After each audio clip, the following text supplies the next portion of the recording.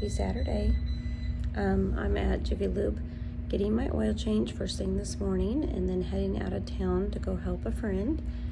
And this is good Saturday. It's raining. I'm gonna take my time. I'm gonna be safe, make sure I fill up my car with gas on my way out of town. And yeah, it's gonna be a great day.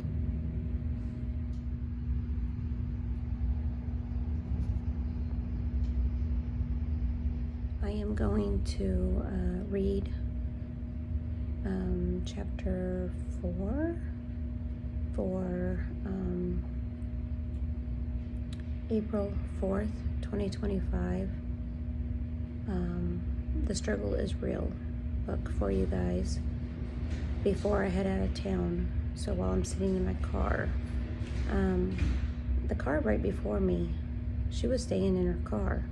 I guess I could have done that while they were doing the oil change and I could have made my video, but when I pull over for gas, I will do the video for you and get that uploaded so I can do today's Saturdays, the 5th, do that devotional for today.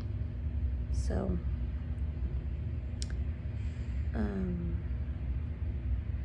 yeah, enjoy the video.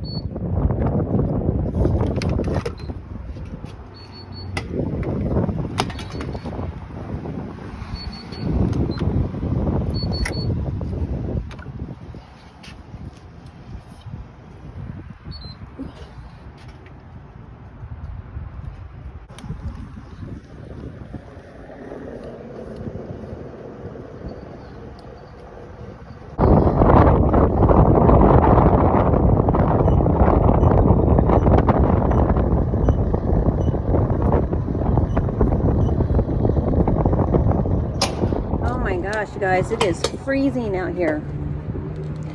Kansas City, cold, brr. But I got gas. I'm gonna read this devotional real quick for you guys. Oh, it's so cold, it's taking my breath away. Ooh. I'm gonna pull over here to the side and read to you this devotional for yesterday. I'm gonna do this real quick before I head out of town. $150 later. Got my tires checked, my lights checked, everything's checked, and my car's ready to go. I'll read this very quickly. When I get to where I'm going, I will definitely read to you today's devotional. Sometime later tonight, probably. As a single mom, the struggle is real when it comes to car maintenance. Spending money to maintain the one and only car, the one and only transportation you have for your family. Oh my goodness. This one is trust. Trust in God, guys. Trust in God. And I got my old lady glasses. I had a pair of glasses in my purse and I went to go put them on and they're broken. So if I swing by the Dollar Tree, which I need to, I will definitely be picking up a new pair of eyeglasses. But I do have these old lady glasses, so that works. So these work just fine for what I need. When you have 4 kids, you automatically assume you're an expert in all things baby related, like how to swallow a baby, what's the best formula is, how to properly secure a child in a car seat, how to potty train them, you know, all things baby. Okay, no, I have had 3 boys. I have had 2 miscarriages. I am a daycare worker. I have been around babies a lot. I have been around children a lot my whole life. And I don't know anything because everything changes. Everything changes. What I used to do with my kids is no longer good for society. So I feel like I could hold a baby and pass them from one arm to the other seamlessly until I dropped one. Yes, I will admit it. I dropped one of my kids, and I won't say which one. Just assume I dropped all of them. That explains a lot with my kids. Maybe I did do that. I can tell you a story. Actually, my first child, I had a little bit of postpartum depression with my child, and I was living in Oklahoma. I was all alone. I didn't have any family there with me, just me and my husband and my baby.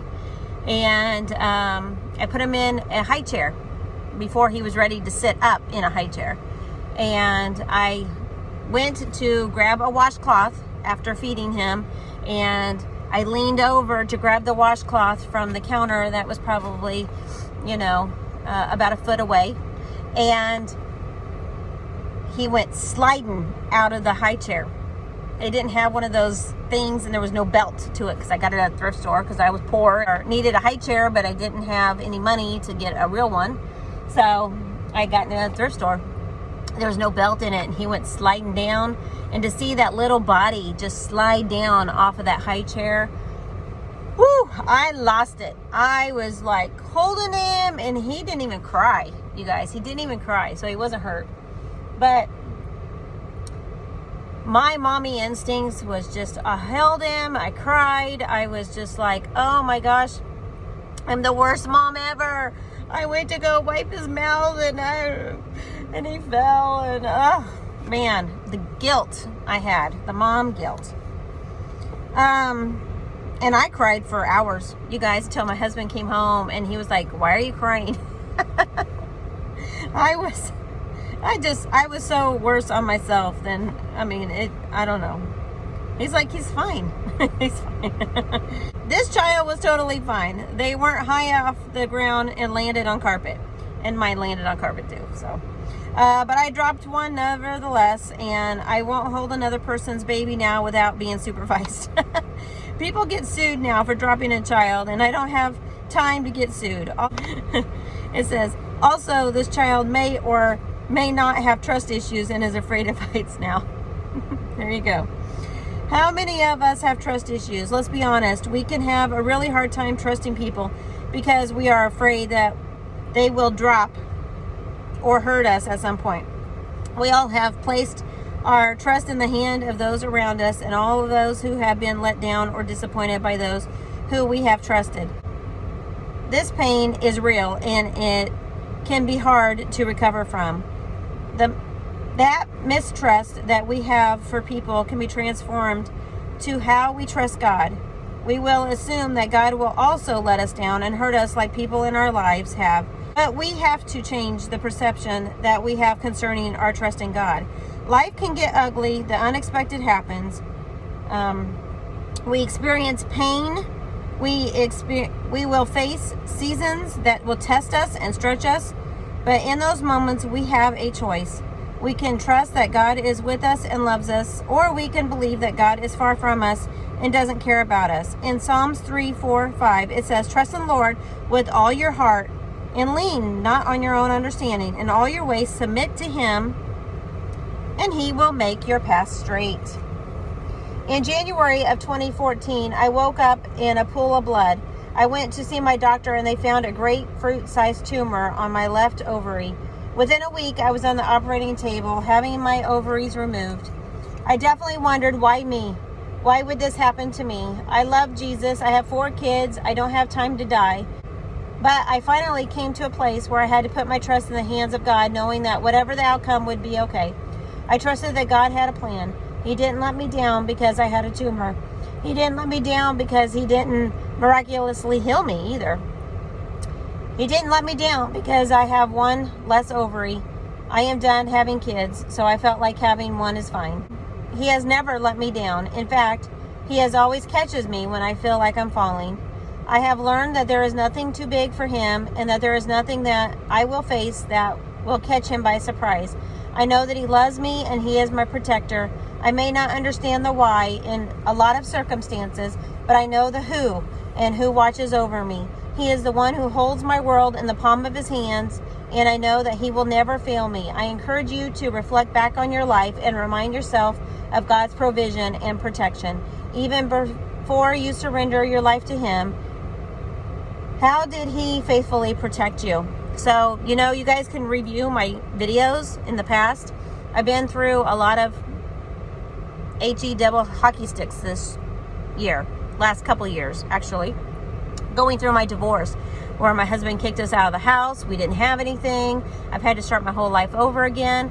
But I can tell you, through even sitting in jail, by the request of my spouse, who's supposed to have been my protector this whole time, God has given me everything I've needed. He's caught me when I was falling. He's picked me back up. He's given me a hug. He has shown faithfulness and love to me despite what I was going through. And so for a reflection, it says, do you trust God? Do you have issues with trusting people? Does it stem from a past hurt? So I could get really upset at God for allowing me to go through what I've had to go through, because it was very painful. It was heart-wrenching. It was without notice. It was unexpected. It was unwanted. I loved my husband, and I had to go through all this. And I think it really built my trust up for God and made my faith even stronger. And so I could be a better witness to you guys. I can share this journey with you guys and what I've had to go through. And I'm hoping and praying that these videos and the things I talk about is encouraging to you, especially if you are going through what I have gone through. I have had so many women say, man, you went through a lot and your faith is even stronger. And I've had people call me up and ask for advice on their divorces, and I'm part of some groups, and just finding out the strength that I need for getting through my singleness as a Christian single mom and helping others. What challenges have you walked through in your life with God that He carried you through? So you guys know the answer to that one for me. I am going to head out of town now. We can continue to talk about this a little bit, but I got to go. So I'm ready to go out of town.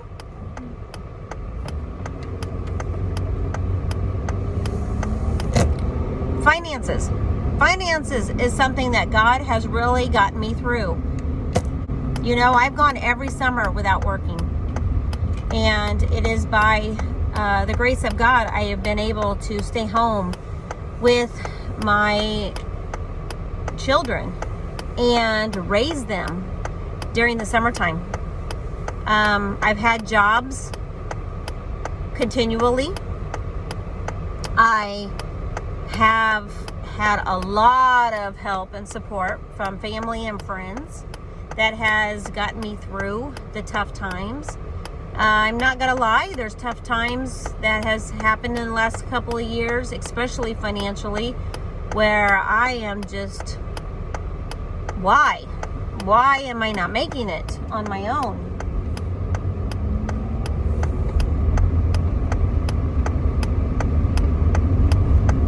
Why do I have to be on government assistance? I don't want to be this poor. I mean, I've always been poor my whole life. And I'm tired of it. I'm tired of being poor. I'm tired of living moment by moment, day by day. I am tired of feeling like I can't tithe because I don't have the money to tithe. And I don't like the way that makes me feel. I want to tithe, even if it's the last dime I have. I want to have that kind of trust that God is going to provide. And I need to be doing that. I have really thought about tithing a lot more and taking it from the top of my paycheck, along with insurance, along with taxes, and all of that as I am becoming an independent contractor. Those are the three things that I definitely want to make sure that I take off right off the top of my income that comes in, as I am going to be running my own business, and I'm going to be working for myself. And it's going to be very, very difficult when I start making this transition. And it's very, very scary to me to think that that is putting all of my trust in God, that He is going to give me a good job, and He is going to give me a good business, and He is going to fulfill all of my needs. But after having this weight loss surgery and actually seeing results now, under 200 pounds, which I have not been in 13 years. So I'm getting excited. I have the rest of this year for this change. I'm going to lose a lot of weight, the doctor said, from here on out for the rest of this year. And I'm going to start working out, which is going to help. And I'm going to start taking the time for bettering myself. And God says that He's going to take care of me.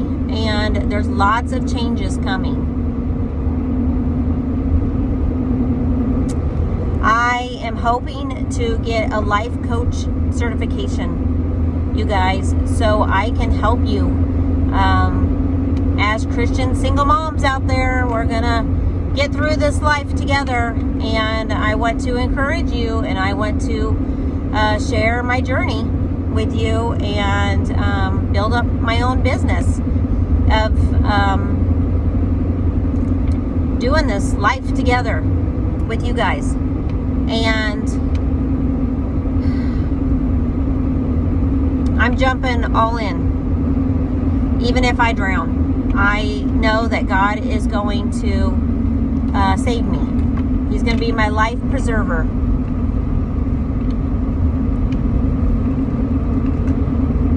I might fall flat on my face, but I will not die. I know that God has me in the palm of His hand. I know He is protecting me. I know He's going to provide.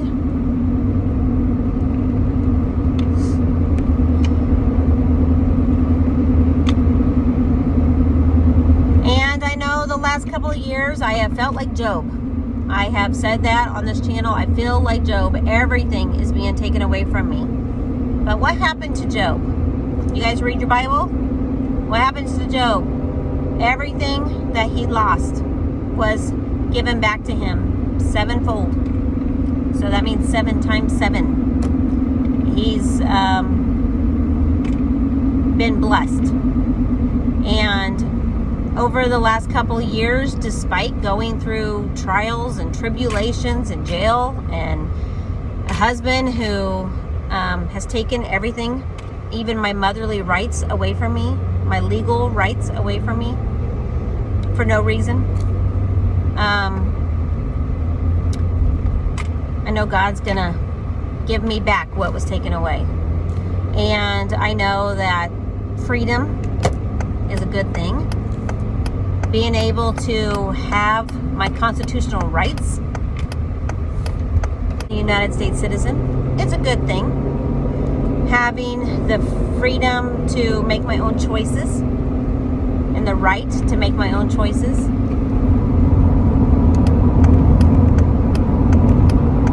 It's a good thing. And I know that being able to spend time like today on the road. It's rainy, it's dark. Look at these clouds out here. This is horrible. It's supposed to be gloomy. But I'm excited, you guys. I get a day trip. I'm going to stay overnight tonight, and I'll come back tomorrow in town. But I am excited to be able to do things to help other people, to help a friend organize and clean up her apartment. And I may be able to show you guys what I do this weekend, make another video. I'm just feeling so very blessed. I want to be encouraging to you single moms out there. Even though I just spent $154 fixing my car, something I haven't done in over a year. Oops.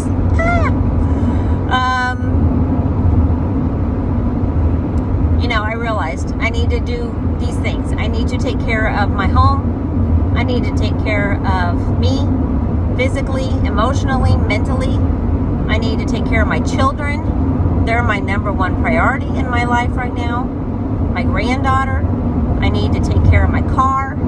I need to take care of my health. I need to take care of my finances. And I need to pull up my big girl bridges and trust God. That's what I need to do. He's got me. And I am surrendering everything to Him. And I am going to spend the rest of my trip on the road today worshiping God, playing praise music and worshiping Him.